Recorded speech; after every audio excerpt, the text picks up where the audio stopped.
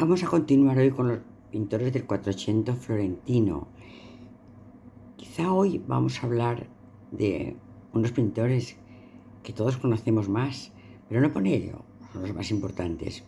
Son los que llegaron en la época dorada, de los Medici, en la época dorada de la ciudad de Florencia, y por esto son quizá los que más nos son reconocidos, conocidos, incluso amados. Bueno, pues entre ellos vamos a encontrar a Botticelli, a Benozzo Gozzoli, a Domenico Ghirlandaio, a Peruccio, a Gianluca Signorelli, a Andrea Mantegna, a Pinturicchio y al gran Giovanni Bellini. Vamos a empezar por Botticelli, que nació en 1445 y murió en 1510. Aquí tenemos un autorretrato de Botticelli, donde aparece con esta actitud un poco adusta, que realmente pues, fue muy importante en su vida. ¿Fue un hombre libre o fue un hombre atormentado? Realmente parece que más bien atormentado, porque perteneció a la gran edad de oro de Lorenzo el Magnífico, con Ángel Poliziano como director de la Academia Florentina. Es decir, en el momento más importante. Había conocido prácticamente de manera muy estudiada la obra de la pintura de Alberti. Entonces él conoce todas las lecciones que Alberti nos va a dar a los pintores de este momento. Además, en muchos casos siguió sus recomendaciones. También fue influido por Masaccio, el gran Masaccio, el gran creador de la Trinidad, el gran creador de la perspectiva, y por Lippi, por la ternura de Lippi, que la vamos a ver en muchas de sus figuras femeninas. Creó un tipo de mujer florentina, pero no se casó nunca, fue un hombre soltero. Luego además tuvo un gran viraje, pasó de ser un hombre que amaba el mundo clásico, que amaba la mitología, de hecho pintó mucho sobre ella, a ser una persona atormentada. Luego a Savonarola con su fundamentalismo, y este fundamentalismo de Savonarola fue el que arrastró a muchos pintores, entre ellos a Botticelli, también a Miguel Ángel. Es decir, que fue una persona que llevó al miedo a muchos de los artistas del Quattrocento florentino. Bueno, esta es una de sus primeras obras, que es La Justicia. Es una obra un poco pétrea, es un poco realmente lo que le piden que haga, es decir, que tiene que representar una alegoría. Y entonces una alegoría siempre es la representación formal de un concepto abstracto. En este caso, el concepto abstracto es la alegoría y la presentación real es esta mujer, esta bella mujer, pero que se mantiene rígida y tiene en la mano como una vara para marcar la justicia. Esta es de 1470. Luego pinta, ya hemos dicho, escenas del Antiguo Testamento y escenas mitológicas. Una escena del Antiguo Testamento que ha servido como motivo iconográfico para muchísimos pintores de este momento y de momentos posteriores y de momentos anteriores va a ser la historia de Judith y Holofernes. Judith es esta viuda palestina que ante el asedio del ejército de Holofernes, como no pueden pararlo los hombres de Palestina, ella decide matar a Holofernes y con su sirvienta seduce a Holofernes y le corta la cabeza. Y cuando vuelve les dice a los hombres del Senado de Palestina: lo que no habéis podido hacer vosotros ha hecho una sola mujer. Bueno, pues esta es la historia de Judith. Y Holofernes, ya digo que ha sido pintada por muchísimos pintores desde el gótico hasta el barroco. Aquí tenemos otra escena de la misma historia. Holofernes, sin cabeza, es encontrado por sus soldados, lo cual motiva que se retiren del asedio a Palestina, porque ya sin el jefe Holofernes no se consideran capaces de vencerlos. También San Sebastián es un motivo muy representado iconográficamente a lo largo de toda la historia del arte. San Sebastián es una prefigura de Cristo, también es aseteado, es maltratado, es atado a la columna, y quizá este es el motivo de su representación frecuente. Bueno, aquí tenemos uno que sin parecer nos habla de política, nos habla de la lucha, de la conjura de los Pazzi. Los Pazzi son otra familia que manda en Florencia junto a los Medici, y hay una especie de guerra entre las dos partes, y hay una conjura de los Pazzi contra los Medici, y deciden que esta conjura se inicie con la muerte de un Medici, cosa que ocurre en la iglesia de San Lorenzo. A continuación de esto, pues la guerra ya se hace completamente manifiesta entre estas dos familias poderosas de la Florencia de 1400. Bueno, y este es el retrato de Simonetta Vespucci, esa mujer que él pinta con frecuencia extraordinaria, que es un poco el prototipo de mujer florentina, el cual él ama, pero con la cual nunca se casa. No sabemos el tipo de amor que tuvo por ella, porque ya hemos dicho que no manifiesta nunca sus sentimientos. Es un tipo de mujer idealizada que él idealiza, pero ya digo, nunca se casa, siempre permaneció soltero. Es llamado, como todos los importantes pintores de aquel momento, llamado por el Papa para que decore la Capilla Sixtina, y acude él y va a pintar, son los lienzos que en friso recorren la Capilla Sixtina. De Miguel Ángel es el techo y es el juicio final, y estos frescos de los alrededores son de distintos pintores que son requeridos por el Papa por su fama extraordinaria. Uno de ellos va a ser él y va a hablar de la vida de Moisés. Aquí habla de la rebelión de Moisés contra los judíos cuando baja del monte y eso se encuentra a todos, bueno, pues en situación que él no deseaba que ocurriera. Y aquí tenemos la rebelión por una parte contra los judíos, la rebelión por otra parte contra los romanos, pero realmente esto es un disparate histórico, porque es que Moisés nunca estuvo delante de una puerta romana. Moisés perteneció a la época de Ramsés II, es decir, en la época egipcio, en el 1500 a.C. Y esto aparecerá en el año 1, 2, 3 después de Cristo. Ya digo que a veces se decoran los templos, los frescos con motivos de la actualidad más cercana, y realmente pues Botticelli conoce más al mundo romano que al mundo egipcio. Aquí tenemos las pruebas de Moisés, y esto lo puede tener solo un poco más exacto, porque aquí no va a copiar ningún momento histórico, aquí lo que va a hacer es relatar las tentaciones que Cristo le presenta a Moisés, la zarza encendida, aquí lo tenemos, la zarza encendida, que golpee la fuente para conseguir agua, es decir, una serie de milagros que tiene que realizar Moisés con sus seguidores en la ida a la tierra prometida, que duró 40 años por el desierto del Sinaí, y va a tener una serie de prejuicios, una serie de problemas que tendrá que resolventar. Y el Señor se los resuelve, pero los somete a prueba. Tanto es así que en la última prueba él va a golpear la piedra varias veces para conseguir agua, y el Señor le va a castigar con no entrar en la ciudad prometida. También las tentaciones de Cristo, él aquí también nos habla de un episodio del Nuevo Testamento, del primer domingo de Cuaresma, en el cual Cristo es tentado por el demonio por 3 veces para que se deponga, se arrodilla ante él y lo adore. Bueno, pues también vemos cómo habla del Antiguo Testamento, del Nuevo Testamento, de escenas bíblicas descontextualizadas, sacadas de contexto, porque las pone delante de un arco romano, lo cual no es una cosa muy correcta. Luego también, estas son unas cosas que a mí me interesan muchísimo. Estar en Madrid, en el Museo del Prado, y pasó tiempo que yo no entendía muy bien lo que querían decir. Bueno, está hablando de historias del Decamerón, está hablando de Nastagio, de Glionesti, que es un personaje de los que aquellos personajes, cuando la peste llegó a Florencia, se marcharon a unas casas de campo y cuentan escenas, y cuentan cuentos más o menos picantes de la vida, y estos cuentos son relatados por Boccaccio en el Decamerón. Bueno, pues aquí se refiere a estos cuentos del Decamerón, y es decir, que son muy bellos, son muy bellos cuadros, porque aparece en ellos un friso de personajes, que está cortado por esta verticalidad. Esta técnica de verticalidad, horizontalidad, viene de antes y luego perdurará hasta Velázquez, con el cuadro de las lanzas. Bueno, pues aquí tenemos igual también uno de los banquetes que se van a dar en estas fincas de recreo, en la que esta gente de clase superior se marcha para evitar que la peste los contamine. Varios cuadros sobre este tema, sobre el tema del Decamerón. Pero también, no solamente el Decamerón, la Divina Comedia de Dante va a ser representada de una forma muy bella por Botticelli. Los distintos niveles que hay en el purgatorio, donde los están esperando para ser perdonados por Dios, es decir, son representados en esta copa por la Divina Comedia de Dante. Sabéis que en el purgatorio de Dante va a haber una serie de niveles de sufrimiento y de perdón hasta llegar a los cielos. Bueno, pues eso lo va a representar muy bien en esta copa en nuestro pintor Botticelli.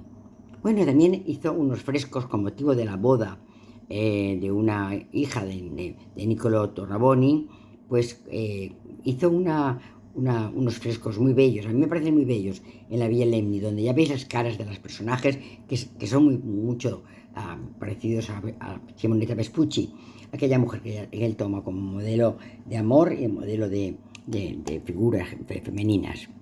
Bueno, y esta es la primavera. La primavera es uno de los, quizá el cuadro más visto de la historia de la humanidad. Él y el nacimiento de Venus van a ser los más precisos. ¿Qué significa? El significado de la primavera es muy confuso porque ha tenido muchas interpretaciones. Esta parece que sea la humanitas, que es aquella que representa los conocimientos de humanitas, viene del conocimiento del griego, del latín, del arameo. Bueno, pues esta mujer representa los conocimientos que han traído del mundo antiguo. Para acompañarla aparecen las tres gracias, que ya son aquellas que desde el mundo antiguo están preservando la belleza, la hermosura. Aquí aparece el gran correo de los dioses, que es Mercurio o Hermes. Y aquí aparece Flora, que va a ser raptada por Céfiro, el dios del viento. Bueno, pues es una composición en la cual un jardín bello aparece en el centro como figura fundamental. La humanitas, que es el conocimiento del mundo antiguo. Es la recreación en episodios del mundo antiguo, porque de alguna manera lo que el Renacimiento pretende es tomarlo como modelo. Aquí tenemos a Flora, vestida con un traje floral maravillosamente decorada con flores de su pelo. Aquí tenemos a las tres gracias. Aquí tenemos a Céfiro y a Glotis, que va a ser raptada, pero la diosa Flora la protege. Aquí tenemos el nacimiento de Venus. El nacimiento de Venus es otro de los cuadros importantes de Botticelli, que va a ser, ya digo, uno de los más vistos. Están los dos en el Museo del Uffizi en Florencia. ¿Qué significa? Tiene un significado muy claro. Venus, ¿de dónde nace? Venus nace de los testículos de Urano, su hijo Crono, para poder conseguir el poder de su padre, lo castra. De esta manera lo castra y tira sus testículos al mar. Estos testículos en el mar van a ser fecundados estos espermatozoides y va a aparecer Venus. Entonces Venus es hija solamente de Urano, no tiene madre conocida porque son los testículos de Urano los que darán lugar a él. Venus nace en el mar y entonces en este momento está llegando a la orilla, transportada a modo de barca por esta venera que la trae. ¿Quién le trae? La empujan los vientos. ¿Qué vientos? Los vientos de Céfiro, los dioses del mar. Y primavera le espera a su llegada a la costa italiana. Bueno, y esta es una historia muy interpretada, que es la historia de Lucrecia. Lucrecia es, ya hemos dicho, una señora de la vida pública de Roma, una mujer importante, de familia distinguida, casada con un cónsul, a su vez hija de un cónsul, hermana de un cónsul, que ha sido violada. Ha sido violada y entonces considera que su violación va a humillar tanto a Roma como a su marido. Esta humillación ella no la quiere consentir y entonces lo que hace es quitarse la vida. En este momento, en el año 509 a.C., termina la monarquía romana y empezará la Gran República Romana, que durará hasta el año 15 a.C. con la llegada de Augusto. Bueno, pues esta es la historia de Lucrecia. Aquí tenemos la historia de Virginia. Virginia ha sido llevada a los pies de uno de los senadores porque la quiere poseer. Virginia se resiste y no quiere ser violada por el senador, y aquí tenemos esta lucha que se establece entre Virginia y el senador. Lo que es bello es esta composición en cuarto de esfera, con estas bellísimas pilastras decoradas a candelieri, con estos frisos de grisalla, con estas puertas que son de manera con su entablamento, arquitrabe, friso y cornisa y su tímpano, que están colocadas de manera simétrica para crear una simetría perfecta en esta composición. Bueno, pues a continuación tenemos ya la Natividad.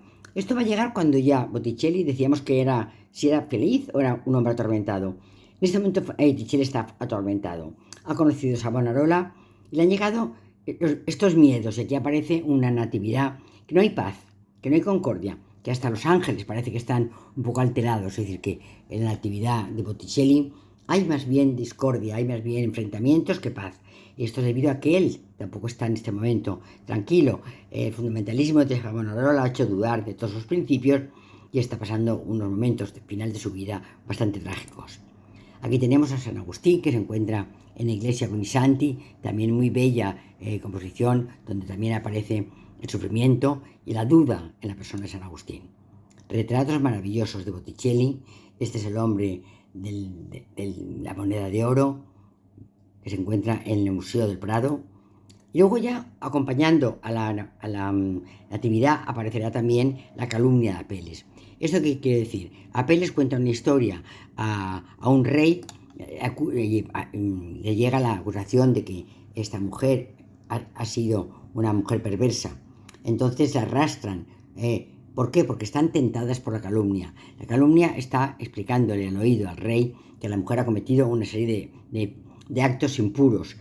No es cierto, pero llegará la virtud para poderla salvar. La lucha entre la virtud y el vicio, pero sobre todo la calumnia, es decir, cómo a veces las personas son sometidas a esto, a falsos testimonios que son posibles de cambiar su vida y hasta de destruirla.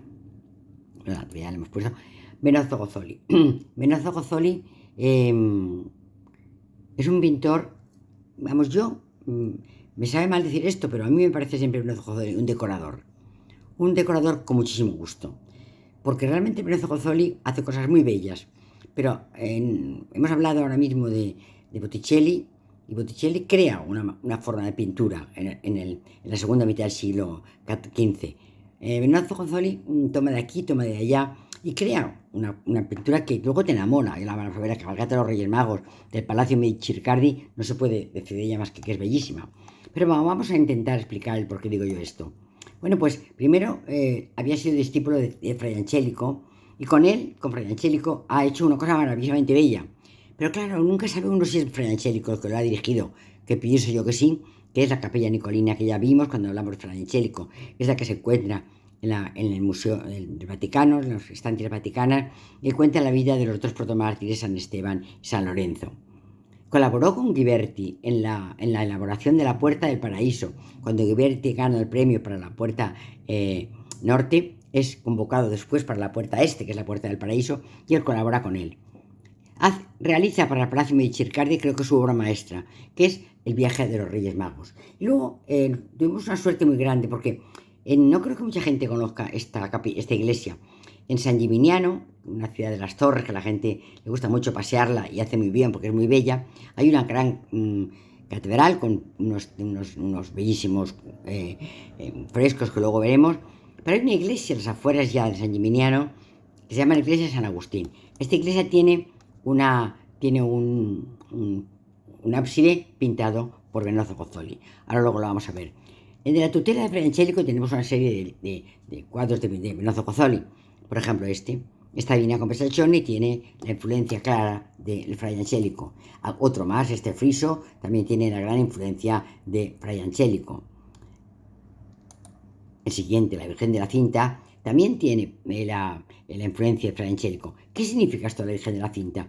Que la Virgen se está atando al mundo, se está atando a los hombres para que, atados a ella, seamos capaces de llegar al cielo. Ese es el significado de la Virgen de la Cinta. Esto también lo pinta con una influencia extraordinaria de Fray Angelico. Aquí tenemos el retablo de la Virgen de la Cinta en su totalidad.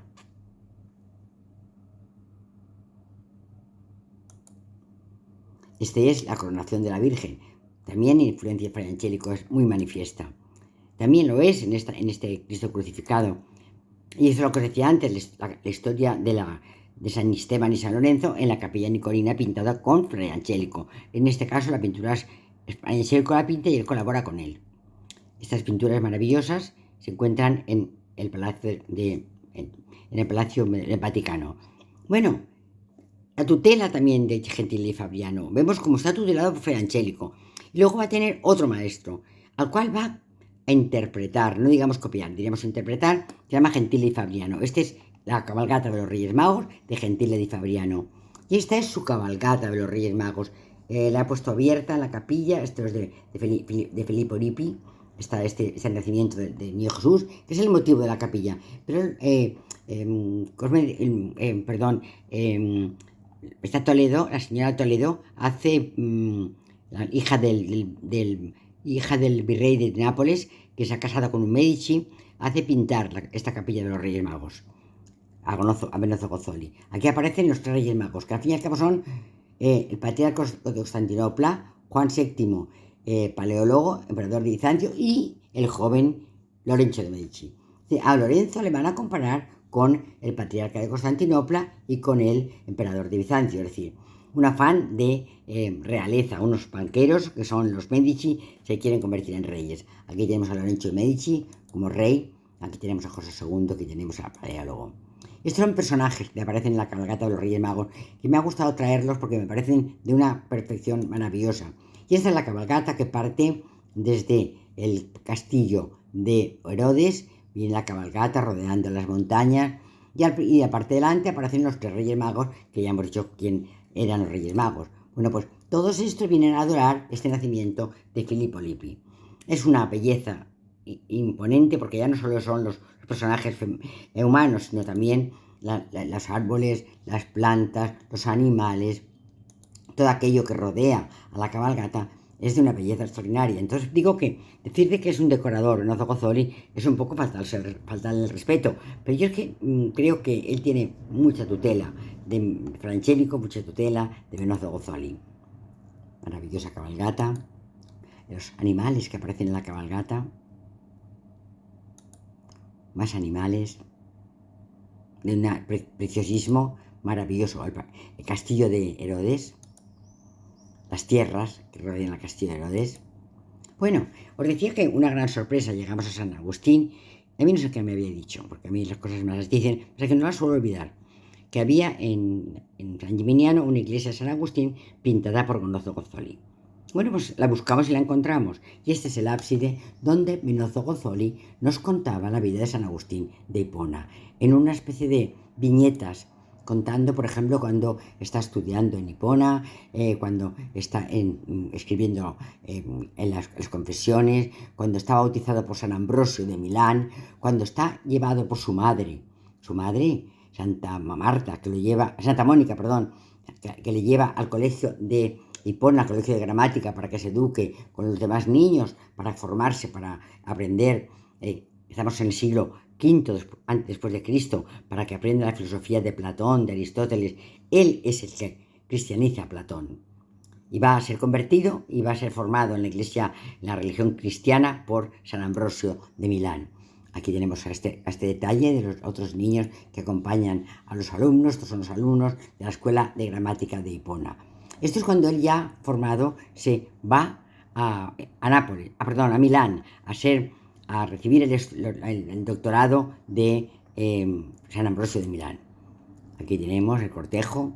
Aquí tenemos a San Ambrosio. San Ambrosio está en su cátedra y él va a acudir a la cátedra de San Ambrosio a recibir la formación adecuada. Mirad qué tondos más clásicos, qué entablamento con su arquitrabe, su friso, su cornisa, qué bellísimas pilastras decoradas a candelieri con putis, y qué capitel compuesto, es decir, qué ambiente más renaciente. Bueno, y esto es la muerte de San Ambrosio de Milán.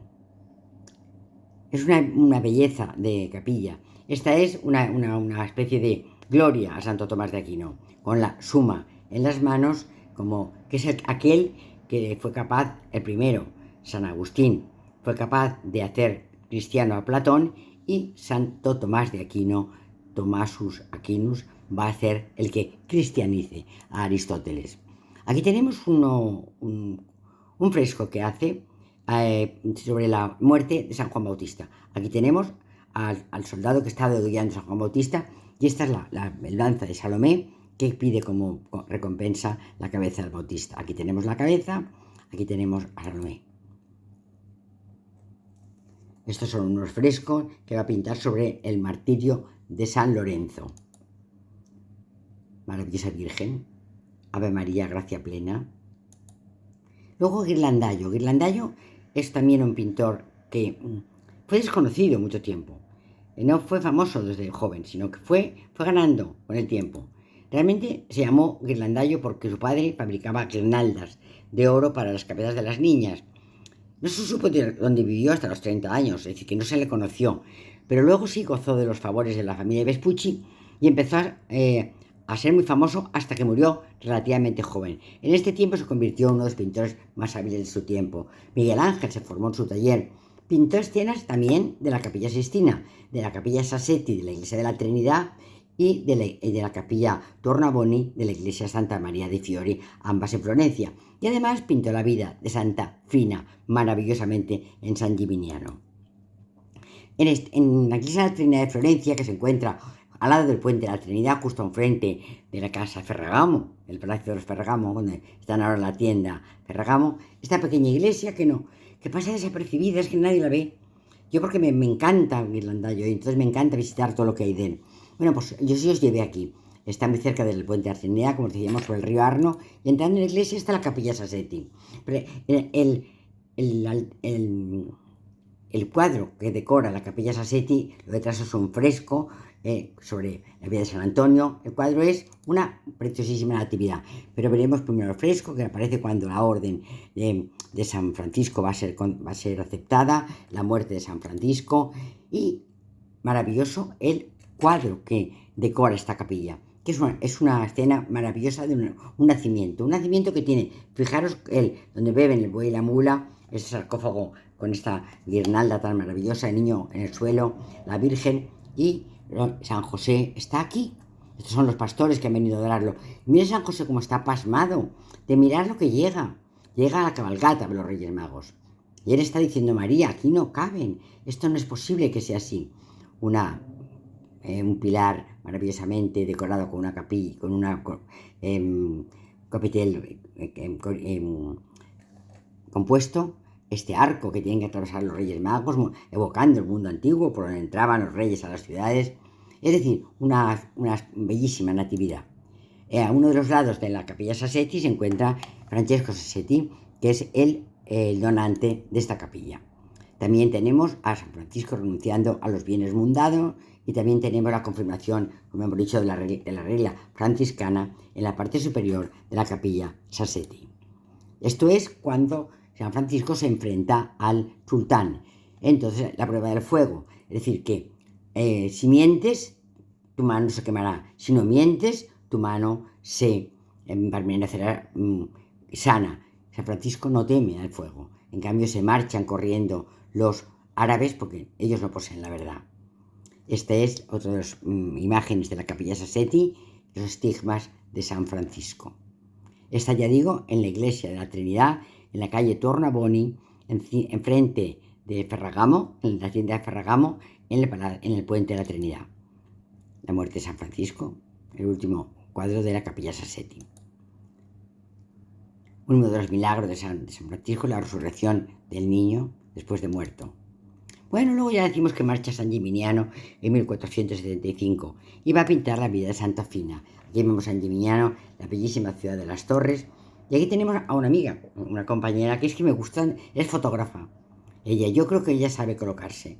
Entonces esta foto me parece tan bella que, bueno, pues la quería poner en una de las torres que subimos de San Gimignano. Mati, haciendo lo que ella es, haciendo una bellísima fotografía. Aquí tenemos las torres de San Gimignano, la ciudad de San Gimignano. La iglesia, la catedral del Duomo de San Gimignano, que está todo pintado por escenas del Nuevo y el Antiguo Testamento. En esta parte el Nuevo Testamento con la muerte de Cristo, en esta parte el Antiguo Testamento. Luego tiene una capilla, la capilla de Santa Fina, que es la patrona de San Gimignano. Tiene este altar que es de Lovelo, es de uno de los escultores de Lovelo, y esta es la capilla donde están los restos de Santa Fina. Pero lo que menos nos interesa de esta capilla es ver los cuadros que la decoran. Aquí tenemos el entierro de Santa Fina, rodeada de toda la gente importante de la ciudad de San Gimignano. Esto es, decimos, el altar de Lovelo, hecho por Maniano para guardar los restos de Santa Fina. Son estos decoradores, Rosalino, Maniano, perdón, que también han decorado una capilla San Rosalino en San Miniato, en Florencia. Se les llama escultores de Lovelo, porque sus relieves, sus pequeñas esculturas son bellísimas. Mira qué bellísimo cortinaje que adorna este especie de altar donde se guardan las reliquias de Santa Fina. Santa Fina está enferma, está en su lecho porque tiene una lesión en su columna vertebral que le impide mandar y moverse. Está cuidada por dos personas, por dos familiares, y se le aparece el obispo y la bendice. Y le dice que el obispo de San Gimignano, y le dice que le acompañará a Dios en su sufrimiento. Aquí es cuando muere Santa Fina, que ya hemos dicho, en su capilla mortuoria, para que veamos bien la muerte de Santa Fina. ¿En qué escena tan maravillosamente renaciente? Aquí vemos este ábside maravilloso decorado con pinturas de mármol, como será el primer estilo pompeyano. No lo conocen todavía. El arquitrabe, el friso y la cornisa apeando sobre unos capiteles compuestos, que a su vez apean en unas columnas que están horadadas. Al fondo vemos las torres de San Gimignano y los personajes civiles y religiosos que acompañan a la muerta, que será Santa Fina, la patrona de San Gimignano. Bellísimo Santa Fina, bellísima persona que la acompaña. Aquí vemos al obispo rodeado y al fondo las torres de San Gimignano. Bueno, también pinta algo que es impresionantemente bello, que es en Santa María la Bella la capilla Tornabuoni. La familia Tornabuoni es una de las familias poderosísimas de Florencia de estos momentos y hacen muchos encargos. Uno de ellos es decorar el ábside de la iglesia de Santa María Novella para enterramiento de la familia Tornabuoni. Son familias, ya digo, de muchísima importancia, porque para tener un ábside de esta iglesia hay que ser muy importante. Bueno, pues tenía cuenta a esta parte de la historia de la Virgen y a esta parte de la historia de San Juan Bautista: el nacimiento, la presentación en el templo, la muerte, el nacimiento, la presentación en el templo y la muerte de San Juan Bautista. Aquí aparecen una escena celestial con los apóstoles, con arriba los profetas y las virtudes cardinales. Esto es el altar que en el centro a mí me parece que entorpece la visión de bellísima. Este es el nacimiento de Juan Bautista. Esta es la pared que está dedicada a San Juan Bautista. Aquí vemos a Santa Isabel, al niño que ha nacido. Aquí vemos cómo están pensando que cómo van a expulsar a Zacarías del templo, porque ha dicho que va a ser padre. Este no va a ser padre, no puede ser padre. Es muy mayor, ha mentido y además se ha reído un poco de nosotros. Vamos a expulsarlo del templo. Y ese es el nacimiento de la Virgen a la parte de enfrente. Este ya lo habéis visto muchas veces. Este es todas las mujeres de la familia Tornabuoni. Aquí aparece una maravilla de imagen, que es el abrazo bajo la puerta dorada, el momento de la fecundación de la Virgen, el nacimiento de María, Santa Ana, estos putis en este bellísimo friso, esta decoración a candilieri maravillosa en las pilastras de la habitación, y estos frisos con el estilo de madera labrada, y esta bóveda de cañón casetonada acompañando a la bella imagen de San Joaquín y Santa Ana. Las comadronas que están arreglando a la Virgen. Aquí tenemos a Santa Ana, y aquí tenemos a la familia Tornabuoni, que va a presenciar el nacimiento de la Virgen. Esto es el matrimonio responsable de María con San José. También en la puerta del templo, donde se realizaban los esponsales, acompañadas por sus familiares. Aquí tenemos la visitación. Todo esto aparece en la capilla Tornabuoni, a la parte izquierda, la vida de la Virgen. Aparece la Virgen visitando a su prima Santa Isabel. Ambas están embarazadas. Aquí aparece un paisaje un poco más primitivo. Esta es la expulsión por fin de San Joaquín del templo. ¿Por qué? Porque es viejo y es estéril. El padre de la Virgen también es viejo, la madre también es vieja, Santa Ana también es vieja. Y entonces, como no ha tenido hijos, consideran que no debe ser sacerdote del templo. Lo expulsan. Y luego él anuncia que su mujer va a tener un hijo. Este es el nacimiento de Juan Bautista. Una escena similar a la de la Virgen, pero más sencilla. No está la escalera, no está el abrazo en la puerta dorada, están las dos comadronas cuidando al niño. Pero fijaros, aquí hay un personaje que evoca el mundo antiguo y que realmente es. Luego veremos cuando se descubra Pompeya y Herculano cómo parece que es que Ghirlandaio conoce esta pintura. Ya digo que la pintura esta es ex novo, no conocen nada. Entonces ellos la pintan basándose en esculturas, basándose en arquitectura, pero sin conocer la pintura. Bellísimo entablamento, arquitrada, piso y cornisa. En la cama, bella pilastra con el neto decorado a candilieri, bello techo de casetones y bellísima mujer con estos trajes que recuerdan a Fidías de los paños mojados. El bautismo, que Juan Bautista va a hacer a Cristo. Y estos son los personajes que aparecen en estas dos capillas, que me parecen de una belleza tan grande que los he querido traer. La familia Tornabuoni, los sacerdotes que dudan sobre lo que deben hacer son Zacarías, dos personajes, dos Medici que acompañan, las grisallas, los paisajes, la belleza de estos dos, de esta capilla encargada por los Tornabuoni. Retratos maravillosos de Ghirlandaio. Retratos de Ghirlandaio. Bellísimo retrato de Ghirlandaio. Hombre con su niño, con su nieto. Giovanna Tornabuoni, la que acompaña el nacimiento de la Virgen. La Santa Cena, que se encuentra en el convento de San Marcos, en el refectorio del convento de San Marcos. Hoy es tienda donde venden los libros, que yo cuando fuimos os decía, dar vuelta por favor, que está la Santa Cena de Ghirlandaio, que es muy bella y muy naturalista, hasta con un gatito que lo acompaña. Esto es una actividad bellísima también de Ghirlandaio, con un fondo que evoca el mundo flamenco. Otra actividad muy flamenca en los personajes. Esto es Judith con la cabeza de Holofernes. Esto es el baile de Salomé, que pide como recompensa la cabeza del Bautista. Y esta es una de su colaboración en la Capilla Sixtina. Cristo llama a los primeros apóstoles. Perugino realmente es un pintor de Perugia que tiene gran influencia de Piero Francesca. También va a pintar una composición que es la entrega de las llaves de San Pedro en la Capilla Sixtina, y también va a realizar unos esponsales de la Virgen.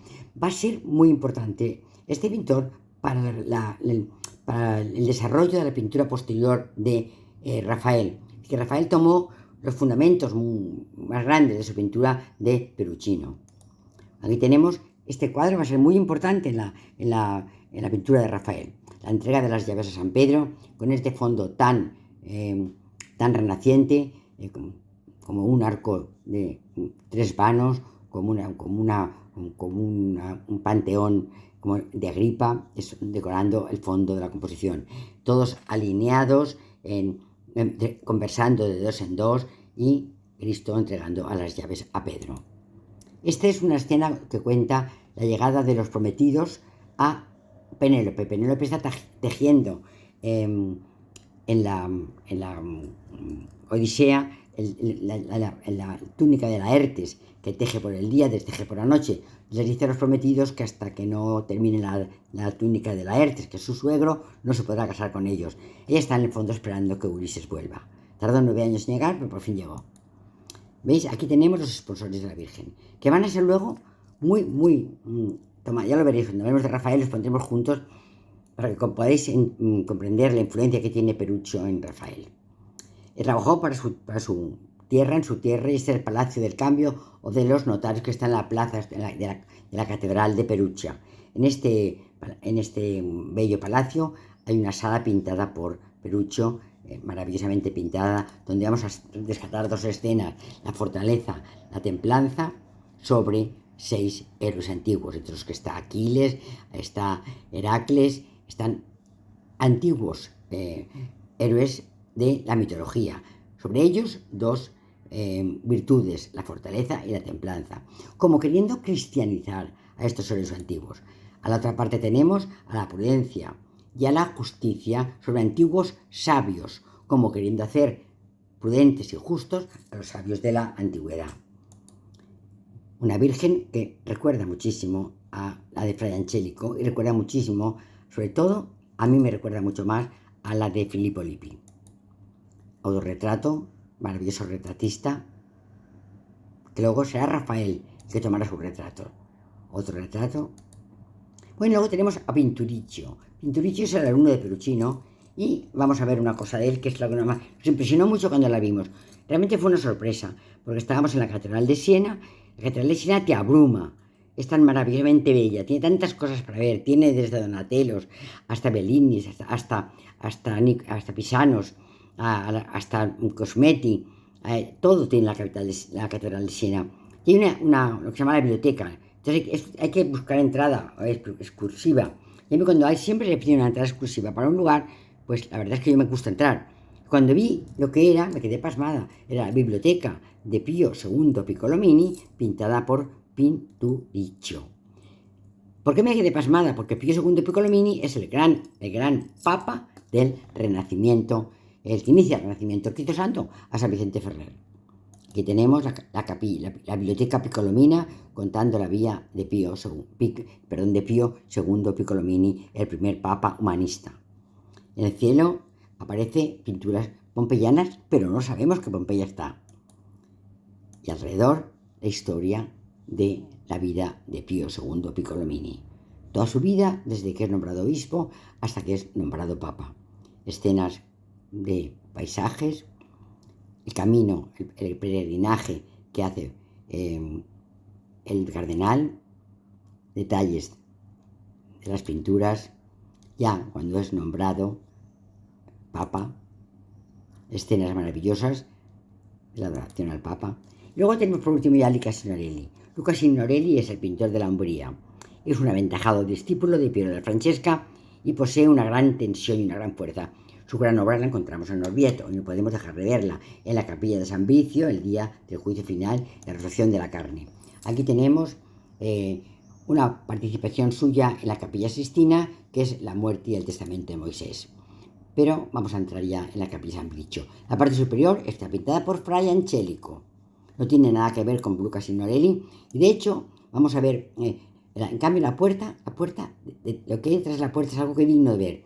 Son pinturas de Luca Signorelli que recuerdan o que evocan el mundo de los últimos momentos de los satélites, de las luchas, de las llegadas a la luna.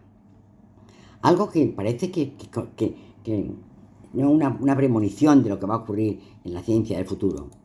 Aquí tenemos una de las escenas, es el maestro de Miguel Ángel, y lo vamos a ver en los personajes. Aquí ya se ve a un Miguel Ángel que están haciendo. Mirar Miguel Ángel en estos soldados del Papa. Miguel Ángel está contando una escena de guerra con soldados vestidos a la forma que han vestido los del Papa, de saco de Roma. Aquí tenemos, fijaros, a Fray Angelico, que lo hemos visto cuando estudiábamos, y a Luca Signorelli, porque Luca Signorelli es el autor de la capilla del juicio final, pero los techos de la capilla de San Bricio son obra de Fray Angelico. Aquí tenemos una de las escenas de donde están los dos pintores. Están apareciendo la violencia, está apareciendo los pecados. Aquí tenemos a un predicador que está tentado por el demonio, que está predicando en contra de la ley de Dios. Entonces este predicador, lo vemos aquí, está hablando de violencia, de robo, de lascivia, y porque está siendo aconsejado por el demonio. El demonio aconseja. Y aquí tenemos la violencia. La violencia. Aquí tenemos la resurrección de los muertos. Es decir, tocan las trompetas de que ha llegado el momento del juicio final y la resurrección de los muertos. Aquí lo vemos como los muertos salen de la tierra y resucitan. A Miguel Ángel hemos visto. Estos cuerpos son los que luego hará Miguel Ángel cuando pintó la Capilla Sistina. Esto es muy didáctico y muy gracioso porque esta imagen es una vivencia personal de Luca Signorelli. Luca Signorelli tenía una novia que lo ha abandonado, que lo han maltratado y es la primera que se lleva al demonio. Se la lleva con los condenados. Miradlo, la escena del demonio con la novia infiel de Luca Signorelli. Y luego por fin tenemos a Andrea Mantegna, que nos hace el retablo de San Zenón y pinta la maravillosa Cámara de los Esposos del Palacio Ducal de Mantua, además de su Cristo muerto que vimos maravillosamente en la Pinacoteca Cabrera. Esta es el, el, ya lo diré, el retablo de San Zenón. San Zenón. Esto lo robó en la guerra Napoleón y lo devolvió, pero se ha perdido este y se ha tenido que reponer, que no es real. Aparece la Virgen rodeada de San Pedro, de San Pablo, de los apóstoles. Maravillosa decoración con el friso de grisalla, con las guirnaldas florales. Maravillosa decoración de Manteña. Este es el que digo que es una copia del que había porque se perdió en la guerra contra Napoleón. En Padova pintó la capilla Ovetari, que se ha rehecho como era, porque realmente lo que halló es esto. Tan solo esto porque se quemó. Se quemó la capilla Ovetari, que está al lado de la capilla de los Scrovegni en la ciudad de Padova. Esto es un detalle que queda todavía de la capilla Ovetari. Aquí tenemos otra imagen de San Lorenzo, con este fondo que vemos aquí ampliado, para que veamos la belleza del fondo, que aunque parece que está muy alejado, un friso maravilloso recorre las construcciones. Bueno, luego tenemos en Manto una adoración de los Reyes Magos, también que viene de Gentile y Fabiano, que viene de Benozzo Gozzoli. Maravillosa, pero que tiene mucho de Bellini. Fijaros bien, fijaros, de Manises, porcelana de Manises. La muerte de la Virgen que encontramos en el Museo del Prado. La circuncisión de María en un ambiente puramente renaciente. La cámara de los esposos, con el gran trampantojo. Están esperando que llegue su hijo, Rafaelo, que ha sido nombrado arzobispo de Mantua. La familia Gonzaga espera que llegue su hijo. Le llega una carta diciendo que ya va a llegar.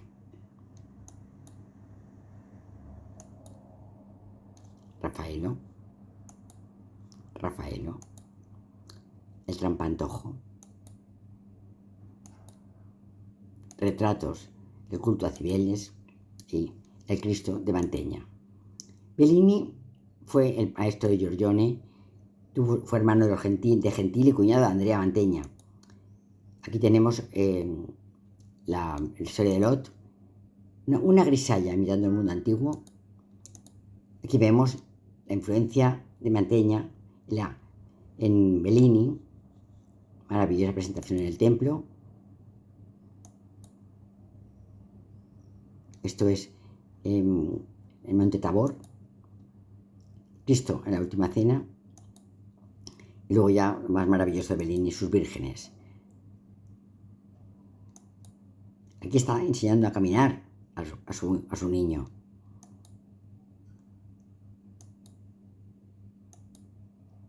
Una sacra conversazione, una deposición,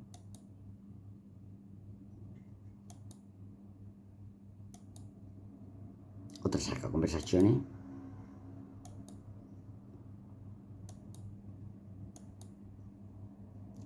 y muchas gracias. Ha sido un poco largo, pero perdonadme, pero bueno, ¿qué vamos a hacer?